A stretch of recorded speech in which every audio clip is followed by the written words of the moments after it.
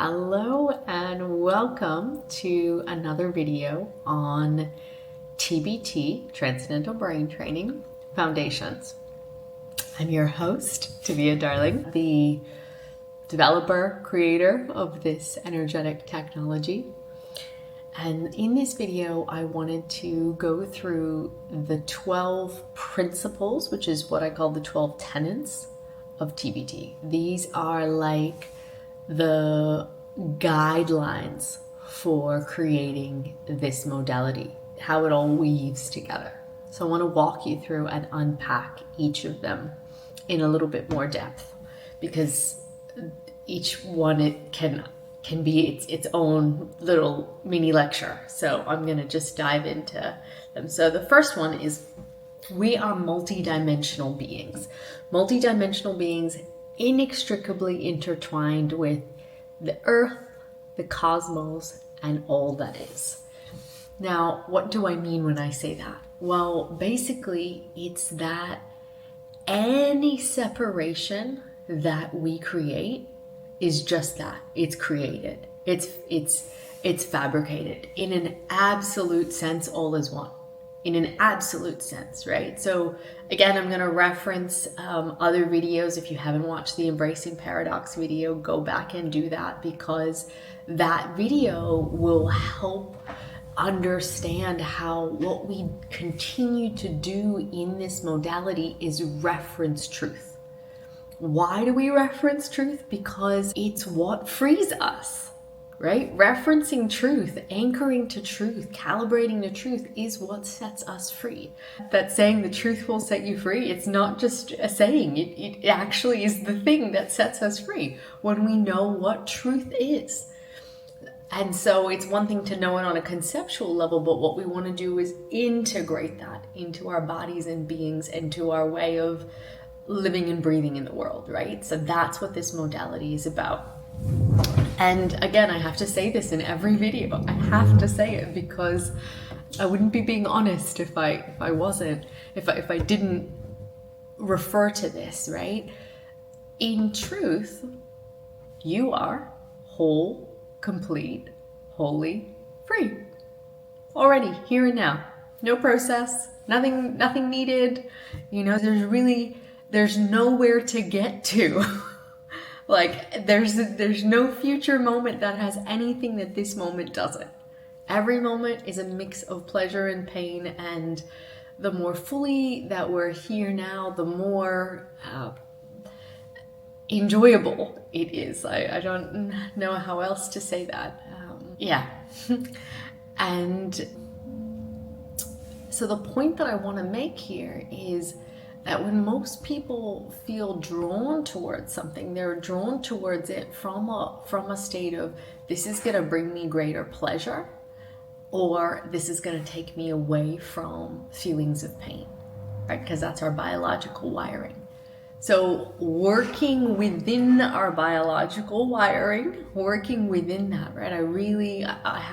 For many years, I kind of grappled with whether I even offer this, because I don't want to be giving concepts when ultimately all concepts are false, right? Ultimately like everything that I'm teaching, I say it in every single video, like it's in truth, all truths are about half truths. So it's kind of, when it's theoretical,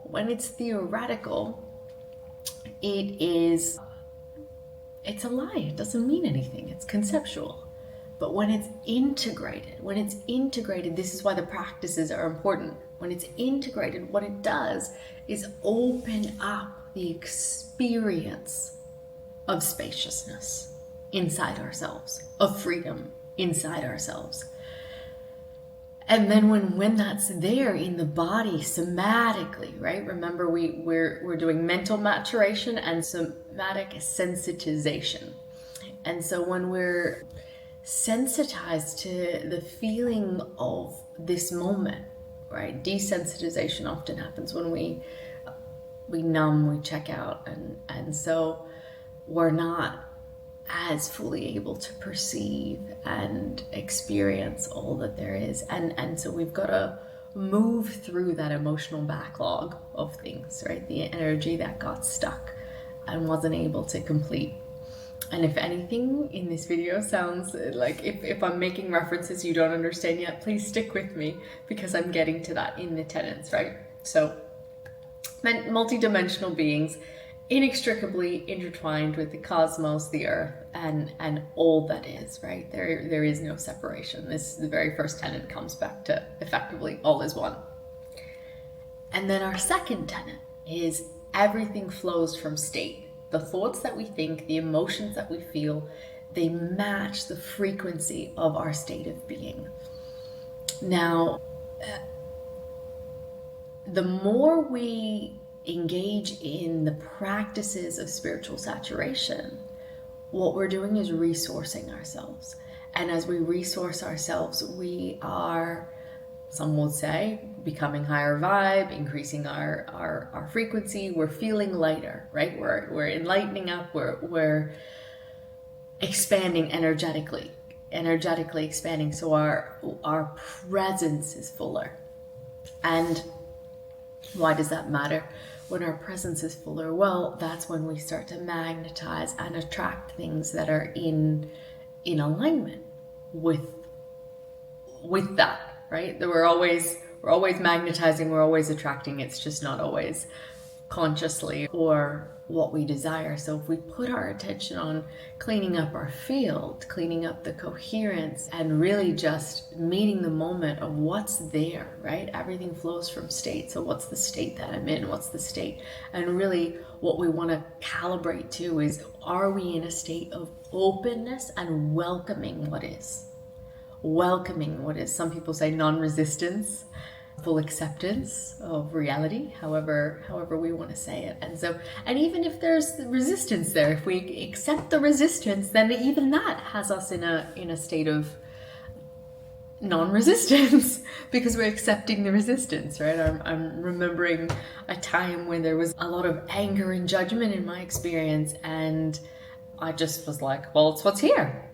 That's what's here. I'm not going to argue with what's here. That's what's here right now.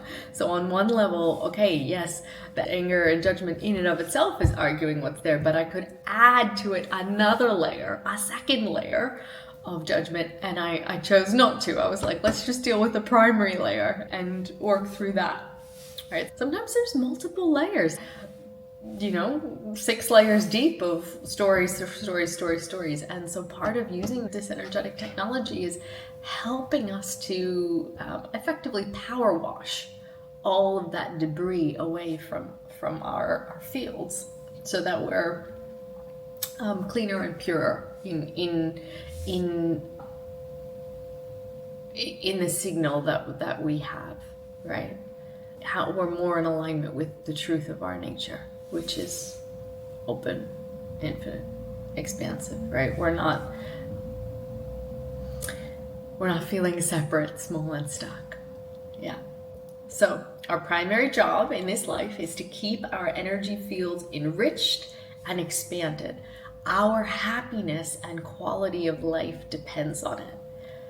What else can I say about this? This is why we practice. This is the whole purpose of this modality, right? It's recognizing we got one job. You got one job, which is look after your state. Everything flows from state. Look after your state. What's the quality of the state of being that you're in, right? So we have these 3 categories of practices: our spiritual saturation practices, our mental maturation practices, where what we're doing is, in the mental maturation practices, we are, I want to say, kind of upgrading concepts, but we're simplifying concepts. So let's say we might have 20 different concepts. We're letting go of those and maybe replacing it with one concept that will wipe out the other 20.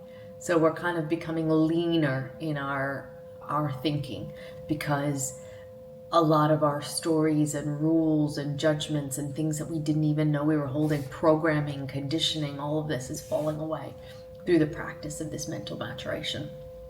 And then our somatic sensitization practices is where the embodiment comes in, and where we're really working with the nervous system. And collectively, this is our energy field, right? My embodied spirit, this is our energy field. This is our energy field. How plugged in are we to truth, to source? How much is it in our body, and how clean is and pure is it the mind? Because it all works together. It all works together. You can reference the video on the koshas to see a visual of the layers of how it all works together. So moving on to our fourth tenet. Fourth tenet is we are conditioned to shrink and collapse our fields, to fragment ourselves and play roles that make us feel separate and inadequate. Here's where you can refer to the video on parts, to pure awareness. It's called Pure Awareness. And it shows how we kind of go from these finite ideas, these little shards, right? I think of a mirror that's been smashed, and there's all of these little shards. Like, this is us. The mirror is the whole of all of everything, right? The fullness of the cosmos, the earth, all that is. And all of these little shards, and each shard, each human being imagining itself to be a collection of shards, each ego fragment, thinking, I am just this part. And as it gets integrated, there's the recognition of a much broader, a much vaster picture, right? Yeah, a bigger picture that we can see. Yeah, so we're conditioned to shrink and collapse our fields, to fragment ourselves and play roles that make us feel separate and inadequate. So we don't want to ever make it wrong or bad that we do this, because this is just human. It's the game of being human. We want to get excited if we find these fragments and parts, because, that's another thing I get to integrate. That's another piece I get to integrate. That's why I get excited when I find triggers. It's another opportunity, another doorway for increased freedom. Yeah. So the fifth tenet, rewilding ourselves, is rewiring this conditioned tendency within our nervous systems so that our bodies feel safe to elevate and expand energetically. And this is how we transmute trauma. So what we want to do is recognize the body keeps the score. That's one of the recommended books on the reading list to expand in understanding how it is, why it is that we hold things cellularly. I was actually just watching a video about how when a woman is born, in her womb, she's already carrying all of the eggs that will then go on, if they're fertilized, to be fetuses and children. It's already carrying in the womb. So that means that your grandmother was carrying your mother in her womb, and your mother was experiencing all of these things that your grandmother is experiencing. This is where intergenerational trauma comes from, because it's there that the body keeps the score. It's there. And then when we're born, we have this kind of backlog of stuff from our ancestors, and some go back from, we can say, lifetimes, right?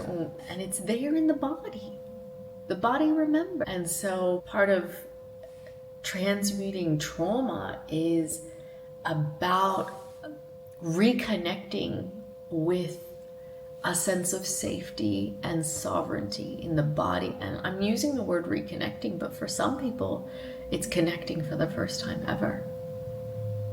And I remember working with someone once, and she was saying to me, I never knew what it felt like to feel safe in my body. I never knew what it felt like. She started experiencing this after some Qigong practices. So these embodiment practices are so powerful for giving us a reference point for a sense of connection and safety. So the practices, there's a bunch of different static holds and movements that will kind of shake up stuck energy that's there in the body and help us to alchemize that and connect to more spaciousness, more freedom. Yeah. So 6, meditation is the act of changing our brain waves. When we consciously change our brain waves, we are more relaxed and thus have a better quality of living in that moment. I think of meditation as an emergent state, right? We can cultivate the things before it, but meditation is emergent the same way insight is emergent, right? I can't promise someone will have insight, but I can create the conditions. And then insight emerges. And it's the same like that with meditation, where it's a state that emerges. We can create the conditions by concentrating, by focusing, by doing certain things and practices.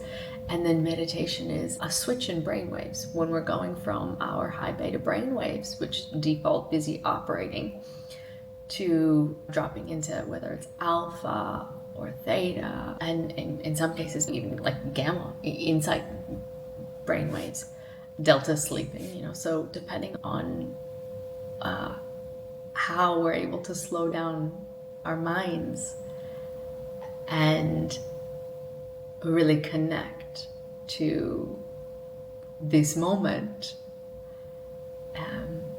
that's the how enriched and fulfilled we'll feel by the moment, let's say. Yeah. So 7, as we remain anchored in the here, now, present moment, feeling is healing and revealing. Our fields provide feedback about what's most aligned for us. So it's a mistake to think that we can ever stay in a state. States are changing, they come and go. Same nervous systems as well. We want to have flexible, adaptive nervous systems because there are things that are happening all of the time, and what we want to do is respond. We want to be responsible, able to respond to what's here in the moment. And so when we clear this backlog, then we can be with present state emotions. Present state emotions, they last for about 90 seconds and they inform us, they give us feedback about something that's there in the moment. And so we look forward to what arises, to notice, to see what's coming up, because it's cueing us to something that's aligned or misaligned. It's giving us information about where we might be telling ourselves a story away from a deeper truth. And so we want to get curious and inquire about that. So 8, sovereign beings have mastery over their energy field. They have boundaries intact and are able to regulate their frequency at will. Codependency is a symptom of insufficient sovereignty. So this is again paradoxical. A lot of this modality and process is paradoxical because we're playing in the multi-dimensions, like we're starting with the very first tenet is we're multi-dimensional beings. And so what's true on one dimensional, not necessarily true on another dimension. And we're existing in all of these dimensions, right? So we need to be broad enough to recognize that. So this codependency is a symptom of insufficient sovereignty, means we don't have a clear awareness of where I end and someone else begins. Now, in truth, I don't end and someone else doesn't begin. In truth, that doesn't actually, on a absolute level, in the level of pure awareness, that's not there.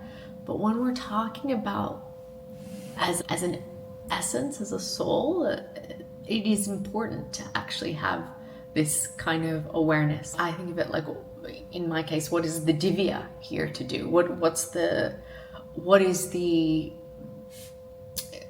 true for the Divya in this moment? And to be able to feel and perceive that is to be attuned to self, in this moment. And that's where these boundaries are really important. Now, Again, the mental maturation. A lot of people, they lack boundaries mentally, physically, and energetically because it simply has never been modeled, right? And we're going back and we're cleaning up a lot of the things that were passed on to us that we inherited from our parents and generations before that. It's said that alcoholism and codependency is the flip side of that, like they go hand in hand. It's 7 generations that it gets passed down. So yeah, so that what we're recognizing truth there is sovereign beings have mastery over their energy field. And this is a practice. Sovereignty is an increasing practice to become more and more and more sovereign. So 9, the more we elevate our energy, the larger our field becomes, the more we can see through the illusion of separation. With continued persistence and practice, we experience an interconnectedness that is ineffable. That's a lot of words. What does it mean when I use these words? What it means is that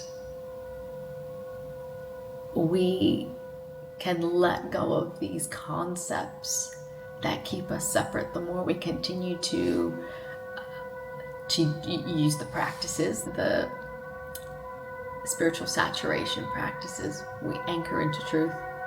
Isn't it? Ambulance going by. I don't know if you can hear that in the background. Apologies if you can. I'll just pause. Okay. So we're referencing truth. We're continuing to reference truth, and then we're investigating the stories that we had believed, right? Younger versions of us had believed that are not in alignment with that truth. And then we're freeing that stuck energy from the body. That's the process. Sometimes we move through the body first or the mind first. It's whether you move your left leg first or right leg first, but the other one will shortly follow, right? Because they're linked at the hips. You can't go far. One leg can't go far without the other following.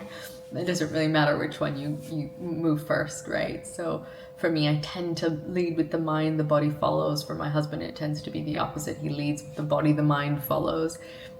We tend to have a kind of default way, the same way we tend to have a right-handed or left-handed, way. We lead with one, the other follows, but it doesn't mean that it's not there too. But the more that we elevate our energy, the larger our field becomes. And this is, back to that mirror analogy. When we stop seeing ourselves as just that one small, tiny piece of the puzzle, we recognize we're the whole puzzle. As Rumi says, you're not a drop in the ocean, you're the ocean in a drop. And as we feel that, first it starts with having a taste, and then the more we have a taste of that, we're like, oh, wow, this is good stuff. Then we continue to, drink the nectar, and it kind of becomes a way of being. So the 10th one is relating from embodied awareness of interconnectedness yields nourishing and nurturing connections and harmonious intimacy. Now, I'm not just talking about with other human beings here. I'm also talking about with the earth. Like, I really, truly, deeply feel that we don't need to teach people not to hurt other people or to consider the environment if we can see ourselves as connected to that, as we recognize we're not separate from that. We are not separate from the earth. It's a symbiotic relationship. It's like, if a cat chews off its own tail. I did have a cat who did that once. I'm reminded of that. I was looking after a cat in DC. She had severe trauma. It's the same thing with humans. When humans do that, when we are not mindful and considerate of the earth, it's a trauma response. It's not recognizing our interconnectedness. And same thing in relationships, right? When we're not able to join with someone from a space of, you or me, I'm you, we're in this together. When there's that sense of we're not on the same team, that is a trauma response. And so relating from an embodied awareness of interconnectedness. So what do I mean when I say that? I'm thinking of a quote that my husband often uses, which is, there are never two people in a relationship. There's only self and what self sees. And it goes on, but that's the crux of it. There are never two people in a relationship. There's only self and what self sees. So this is that recognition, relating from an embodied awareness of interconnectedness, yields nourishing and nurturing connections and harmonious intimacy. 11, Transcendental Brain Training trains your brains and body for bliss. It cultivates a reference point for profound presence, so that as you move through your day, moment by moment, you can remain anchored in the moment. I think that says it really clearly. So this is the purpose. That speaks to what is the purpose of this energetic technology. We understand and we recognize we've inherited a lot of stuff, this is how it is through the conditioning, and then we get to do some cleaning up to reclaim the freedom that's already there. And look, we don't have to, because it's there regardless. The thing is, we don't get to experience it without doing the cleaning up. It doesn't change the truth of our nature. You can't improve upon perfection, right? It's just perfect is perfect, and that's always there, perpetually. Like the sky is always there regardless of how many clouds are in it. Experiencing the sky requires a disidentification with the clouds, right?